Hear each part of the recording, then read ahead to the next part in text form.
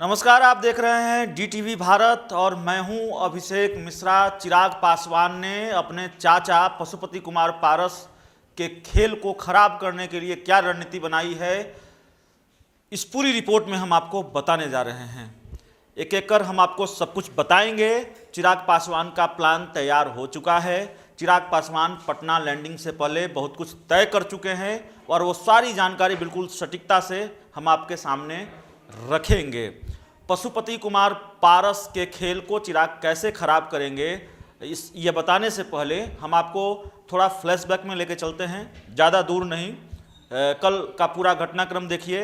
कल पटना में पशुपति कुमार पारस गुट की बैठक होती है सूरजभान सिंह के आवास पर, और सूरजभान सिंह के आवास पर जो बैठक हुई, इसके बाद एक प्रेस कॉन्फ्रेंस बुलाई जाती है पशुपति कुमार पारस की तरफ से या पारस गुट की तरफ से, जिसमें ऐलान किया जाता है कि पशुपति कुमार पारस अब लोक जनशक्ति पार्टी के राष्ट्रीय अध्यक्ष होंगे।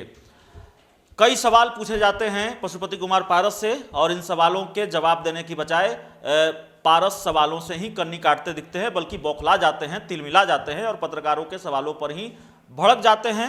सवाल बहुत वाजिब थे कि आखिर प्रिंस राज कहाँ हैं और प्रिंस राज इस बैठक में क्यों नहीं पहुंचे थे, पारस गुट की बैठक में नहीं पहुंचे, इस प्रेस कॉन्फ्रेंस में क्यों नहीं हैं। दूसरे सवाल है कि आप खुद एक पार्टी एक संविधान की बात करते हैं तो आप दो पदों पर काबिज हो गए हैं। एक संसदीय दल के नेता के तौर पर आप काबिज हैं, उस पद पर काबिज हैं, और अब आप राष्ट्रीय अध्यक्ष बन गए हैं।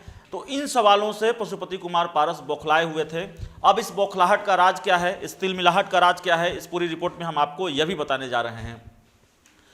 दरअसल डीटीवी भारत आपको लगातार ये बता रहा है कि चिराग पासवान का पलड़ा उतना हल्का नहीं है जितना शायद पशुपति कुमार पारस ने समझ लिया, या फिर जिस तरह से उनकी तिलमिलाहट रही।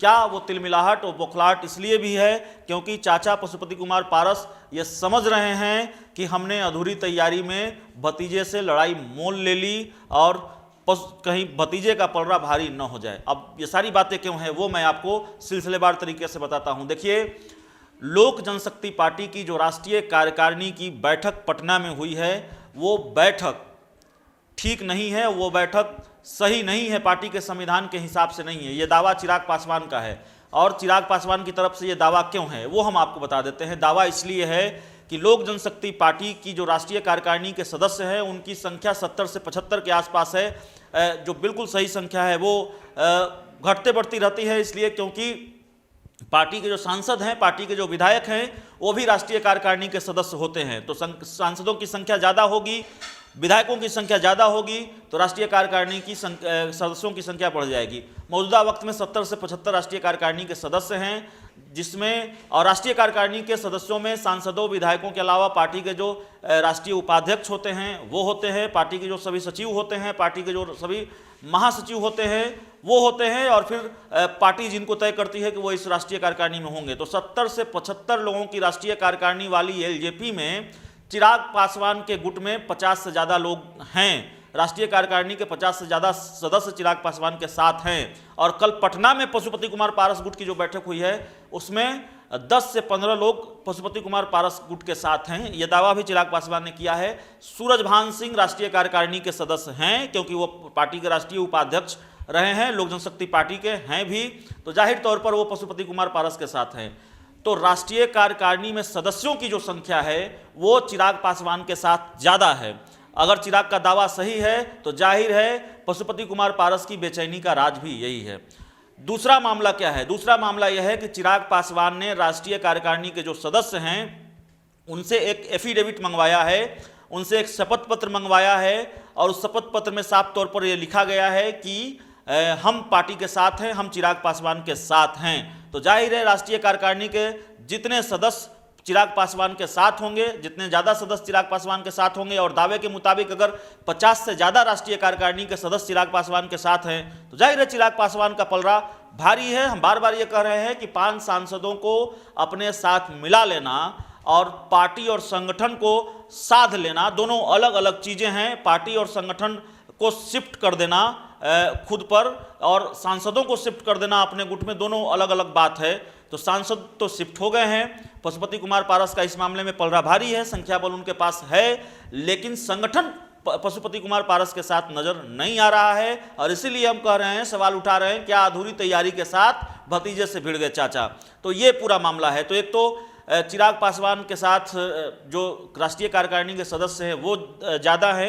जो चिराग पासवान ने दावा किया है, एफिडेविट मंगा लिया गया है, शपथ पत्र मंगा लिया गया है।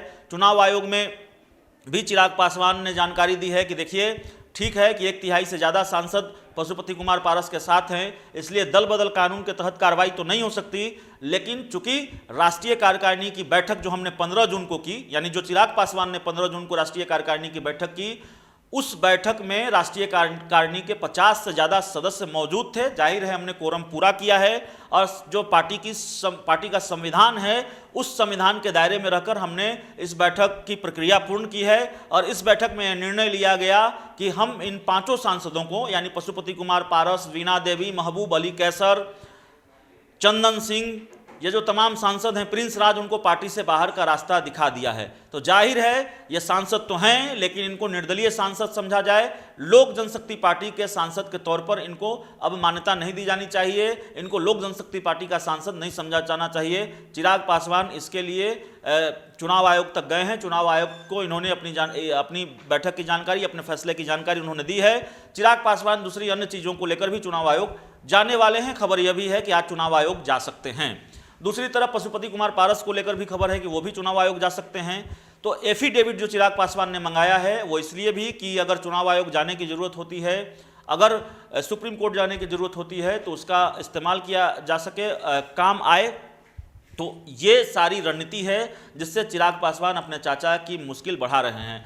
दूसरी तरफ चिराग पासवान राष्ट्रीय कार्यकारिणी की सदस्यों की बात तो दूर, राष्ट्रीय कार्यकारिणी के सदस्य तो साथ हैं ही, जिले स्तर के नेताओं से, प्रदेश स्तर के नेताओं से, प्रखंड स्तर के नेताओं से खुद चिराग पासवान फ़ोन पर बातचीत कर रहे हैं। एक ऑडियो भी वायरल हुआ, आप जानते हैं।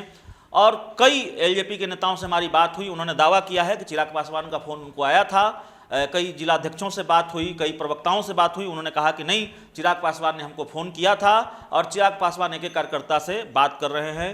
तो पटना लैंडिंग से पहले चिराग पासवान पूरी स्क्रिप्ट तैयार कर लेना चाहते हैं। पटना में जो पार्टी का दफ्तर है उस पर भी दावा किसका होगा, कब्जा किसका होगा, उसको लेकर भी एक लड़ाई छिड़ने वाली है। तो ये वो तमाम चीज़ें हैं। और ख़ासकर जो राष्ट्रीय कार्यकारिणी के सदस्यों का मामला है, चिराग पासवान का दावा है कि 50 से ज़्यादा सदस्य मेरे साथ हैं।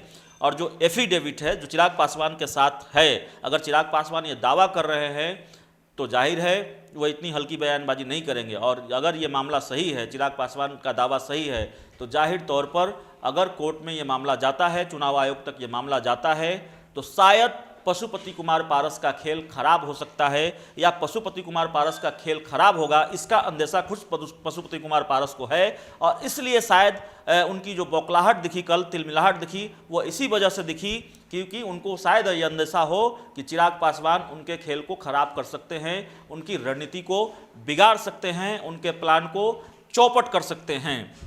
तो चिराग पासवान अब आर पार की लड़ाई के मूड में हैं, आमने सामने की लड़ाई लड़ने जा रहे हैं और कई मोर्चों पर लड़ने जा रहे हैं। एक लड़ाई तो पटना में लड़ने की तैयारी उन्होंने कर ली है। पटना उनकी लैंडिंग होगी और पटना में बाकायदा बिहार में वो कैंप करेंगे और पशुपति कुमार पारस से आमने सामने की लड़ाई वो पटना की पिच पर ही लड़ेंगे। इस खेल को वो पटना की पिच पर ही खेलेंगे, बिहार की पिच पर ही खेलेंगे। दूसरी तरफ जो चुनाव आयोग का मामला है, जो कोर्ट का मामला है, उसको लेकर भी चिराग पासवान ने पूरी तैयारी कर ली है। और अब बस वक्त इस पूरी तैयारी को, इस पूरे प्लान को इम्प्लीमेंट करने का है, जो चिराग पासवान अब करने जा रहे हैं। चुनाव आयोग का दरवाजा भी खटखटाने जा रहे हैं और शायद यह खबर भी आ जाए कि चिराग पासवान ने कोर्ट का भी दरवाजा खटखटाया है। तो इस पूरी रिपोर्ट में इतना ही, इस पूरी खबर में इतना ही। बहुत बहुत धन्यवाद।